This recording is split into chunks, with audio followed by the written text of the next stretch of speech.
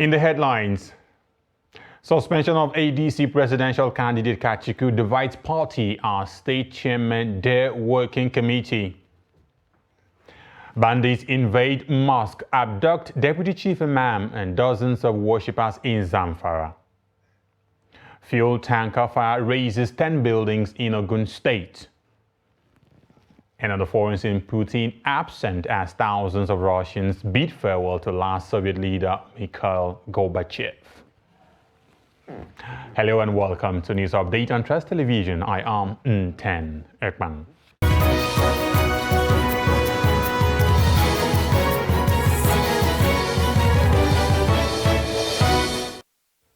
And on the news in full, the African Democratic Congress, the ADC, has suspended its presidential candidate, Dumebi Kachikwu, from the party.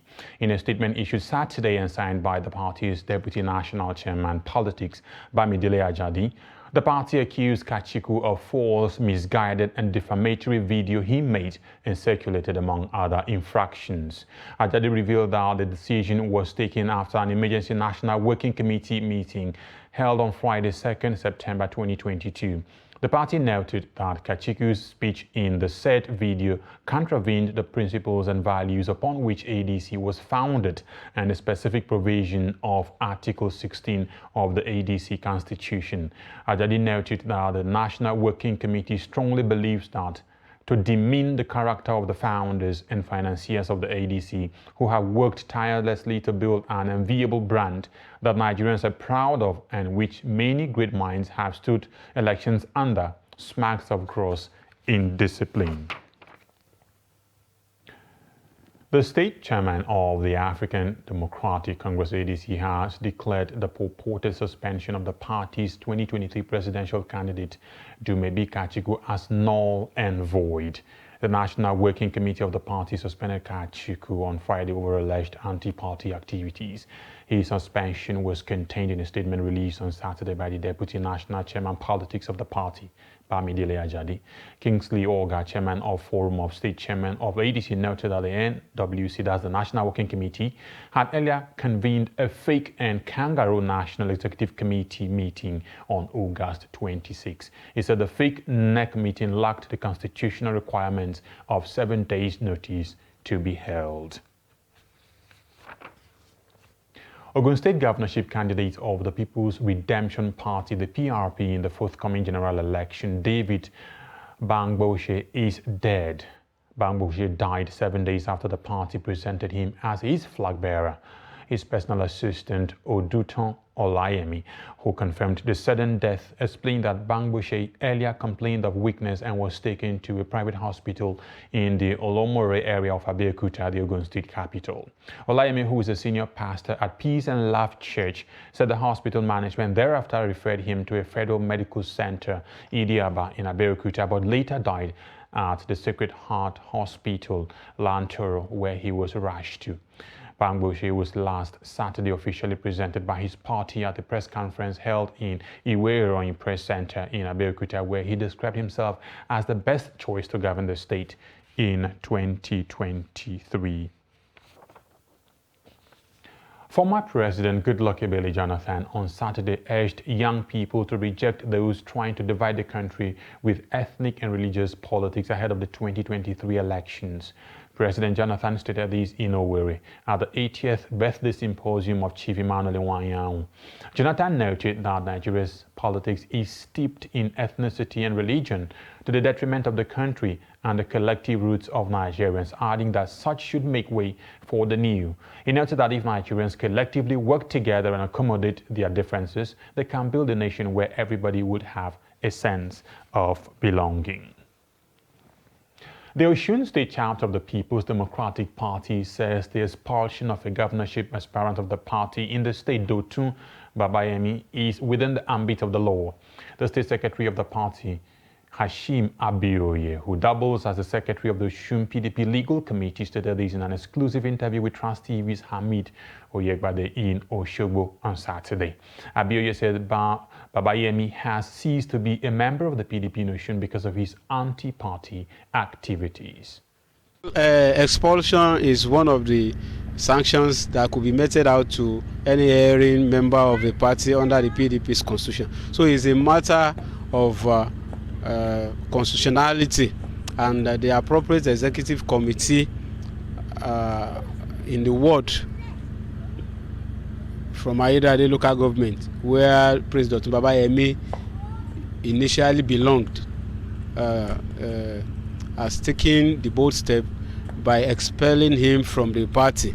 So there was a petition against him, and I think the executive member of the party in Ward 2, that is his ward from Ayédáadé, set up a disciplinary committee, and the disciplinary committee made their findings and recommendations that they've established anti-party activities against President Babayemi and that he should be expelled, and so be it. So as far as the leadership of the party in the state or at any level is concerned, President Babayemi is no longer a member of the PDP.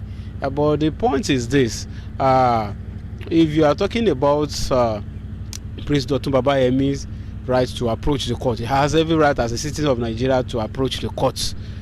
And having approached the court, the Federal High Court, the Court of Appeal, and the courts concurrently held that he did not have any local standard, sanity should have prevailed on him, that as a dedicated and committed party man, he should have stopped at that by not rocking the boat, particularly when election had been held and a winner emerged. Bandits on Friday invaded a Jumat mosque in Zugu community in Zamfara state and abducted a yet-to-be-confirmed number of worshippers. According to Zagazola Mahkama, a counterinsurgency publication, the bandits disguised themselves as worshippers and invaded the central mosque in Zugu town, Bukuyumu local government area at about 1:30 p.m. on Friday.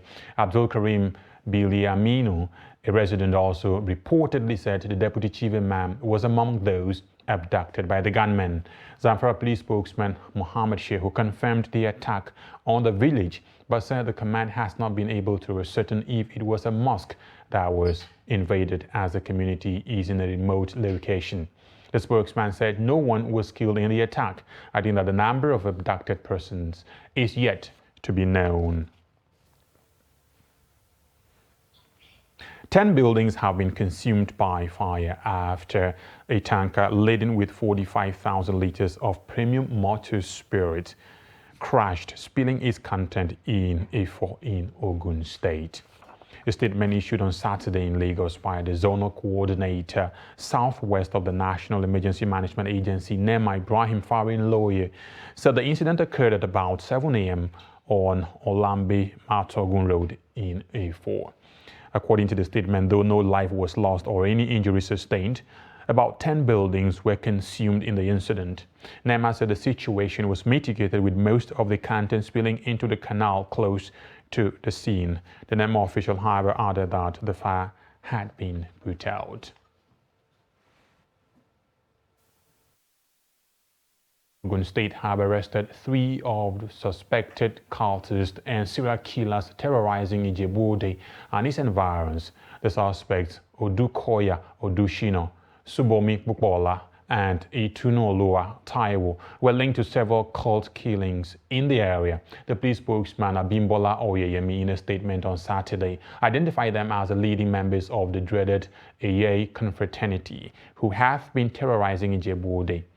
He said the suspects were arrested following a tip-off received at the Obalende Police Divisional Headquarters in Ijebu-Ode on activities of the suspects.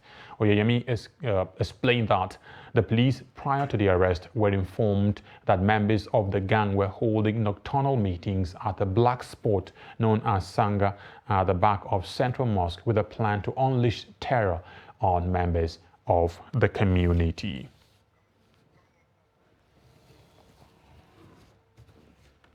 You're watching News Update on Trust Television. Coming up after the break, FCT residents lament high cost of house rents. Do stay with us.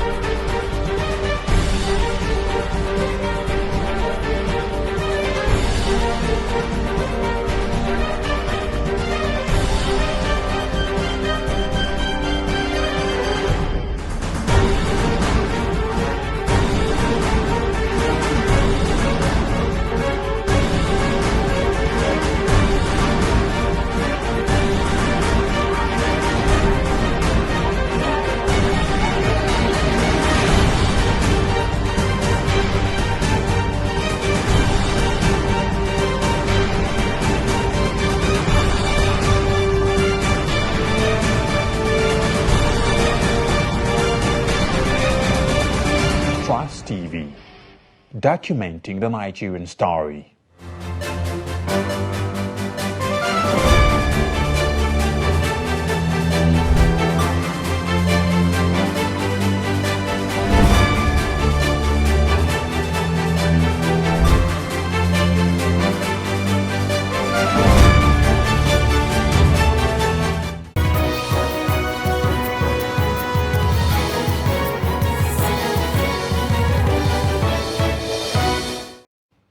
Welcome back, and if you're just joining us, you're watching News Update on Trust Television, a recap of our top stories.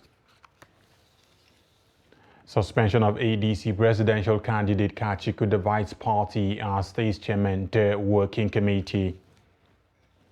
And bandits invade mosque, abduct deputy chief imam and dozens of worshippers in Zamfara.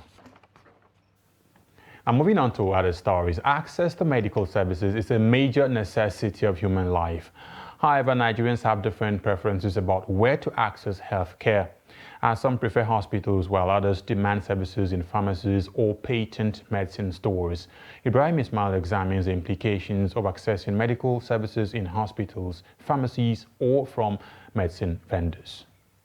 A pharmacy is an establishment that has professionals who administer drugs based on prescriptions given by a medical doctor, while patent medicine vendors may not necessarily have professional training but sell over-the-counter drugs. Patent and proprietary medicine vendors. One of the main aims of establishing some of these health institutions is to help ease the access of medicine to the public. However, there are so many benefits of these things as well as implications or disadvantages. The essence of constituting or allowing for the medicine stores, as it were, or medicine vendors, is so that people can have access to drugs that you do not necessarily need a prescription from a doctor to have them. A medicine vendor also speaks on the development. We are not selling the drugs without prescription. You cannot come and tell us to give you some drugs without prescription and give you. We can't do that here. We speak to some Nigerians in Gombe State on their preferred point of accessing medicine, hospital, pharmacy, or patent medicine. When you are feeling like headache, you will prepare to go to chemist because you know headache, whenever you take paracetamol or other pain relievers, it will be okay for you. This is one of the reasons why I go to chemist whenever I'm feeling slight. Maybe I'm a little bit stressed up. I used to go to hospital whenever I am sick, and I prefer a primary healthcare center. I get better services there than a big hospital. From the testimonies of these respondents, many Nigerians preferred accessing medicine at patent medicine or drug vendors. Dr. Dangana said many people preferred medicine vendors than hospital for financial reasons, despite the consequences involved. It's very possible for you to have a problem that does not need antibiotics, and then you go over the counter and you go to them and say, I want Augmentin, I want amoxicillin, I want erythromycin, I want whatever, and then they will dispense these drugs to you. Now, when you don't need those drugs and you take them, you are creating a situation whereby in the future we're going to have a problem with resistance. Not to talk about the side effect of these drugs on you. What about the issue of dosages for children and for adults? Dr. Dangana called on the federal government to provide health insurance services to all Nigerians through universal health coverage to discourage people from consuming drugs obtained without prescription from medical professionals. From Gombe, Ibrahim Ismail reporting for Trust TV. Nigerians have continued to express dissatisfaction with the high cost of living in the country. Many of the view that something must be done urgently to ameliorate the sufferings of Nigerians as the situation is becoming unbearable. The report. Worsening insecurity, rising unemployment, harsh economic conditions, and skyrocketing prices of goods and services are among many problems Nigerians contend with. Many Nigerians, though with vast and varied opinions, seem to agree that getting on with their daily lives has been pretty difficult, and indeed that the country is in their situation. This resident Rieko calls for government to rise to the occasion. Every day today, when you get to the market today, tomorrow you discover what you price or what you intend buying. As in financial capacity might not be, the price is not the same. Very frightening because one has never experienced a thing like this. Are you talking about the cost of things? Almost everything, from essential to non-essential. If you enter markets today, whatever thing you are able to avoid, buy it. If you decided to postpone it, by the time you go back the following day, you might not be able to buy that quantity again. And the cost of living, even to eat, is going to be a problem to all masses in this country. Painting a gloomy picture of how the situation confronting the average Nigerian is at the moment, a lecturer at the College of Business and Management Studies, Kaduna Polytechnic, Abubakar Umar, said it cannot be disputed that the country is facing an existential problem occasioned by the worsening economic situation. But that of Nigeria is so unique and so disproportionate with the global happenings. You see, that of Nigeria has become so unique in the sense that productivity has collapsed more than the global average. The rate at which people get engaged and get employment also reduced compared to the global average. And all this as a result of the poor and then decay infrastructure in Nigeria. The consensus is that the need for improvement of standard of living and national policies in order to rejuvenate the economy is imperative. So government have to wake up. They have to wake up so that people will feel the impact of governance. There's a way we can put a price control on all those things. I remember some years back we have done something like a price control in Nigeria. Let us continue praying to the Almighty Allah, so that when we continue praying to the Almighty Allah, I know things is going to come back the way that we are not going to expect. There's no industry, there's no sector of the economy that can strive with poor electricity supply. In Nigeria, this is what's happening.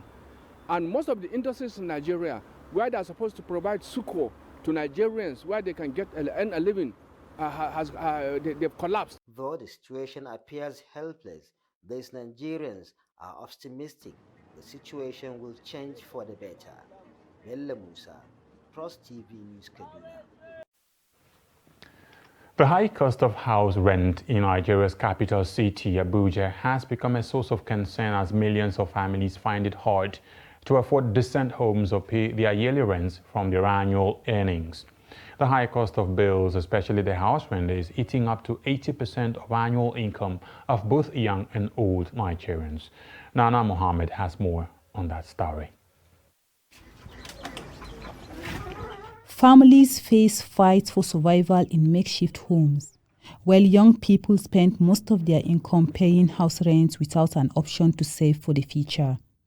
Every day, the number of people struggling to make a living from makeshift homes is increasing due to the ever-growing inflation. The National Bureau of Statistics says Nigerians' inflation rate increased to 19.64% in July 2022 alone, throwing dozens of families into difficulty. Halima Isa is a petty trader and a mother of 10 who has been living in Abuja for 15 years. She cannot afford to pay for a house and lives in a makeshift shelter made of zinc. I am a petty trader. I sell food by the roadside to support my family income, but we are still struggling with poverty. I pray that my life and that of my family change for the better, but from the look of things, I'm losing hope. Over the years, she has worked hard to train her children in school to guarantee a better future, but the vision she hoped for and looked forward to looks blurry. Every day I go out and see all these beautiful houses. I pray to God to provide the same for my family or for my children in the near future. That is why I work hard to train my children in school for our life to improve for the better. Some young people between the ages of 30 and below lament that house rent takes more than 80% of their yearly income. I think the most high is the house rent, because the house rent is really something else right now. What we are getting is very little and everything is expensive. To address the housing deficit in Abuja, an estate developer is suggesting that government partners with the private sector. When it comes to housing within the city center, I can tell you the issue of affordability becomes a matter of class in terms of who can afford it in such a location and where. The government alone cannot take the responsibility solely to provide housing. They should partner, or they are supposed to partner with real estate developers in the private sector to be able to solve the issue of housing deficit in Nigeria. The rapidly growing population and constantly rising inflation is dimming the hope of low-income earners that they can own a decent home. The population of homeless people in Abuja is projected to reach 5 million mark in the next 1 year due to high cost of living. Nana Muhammad, Trust TV News, Abuja. On the foreign scene, Russians on Saturday paid their final respects to the last leader of the Soviet Union, Mikhail Gorbachev, in a ceremony held in Moscow without much fanfare and with President Vladimir Putin noticeably absent. Several thousands of mourners queued up to quietly file past Gorbachev's open casket as it was flanked by honor guards under the Russian flag in the historic Hall of Columns. The hall has long been used for the funerals of high officials in Russia, and it was where the body of Joseph Stalin first lay in state during 4 days of national mourning after his death in 1953.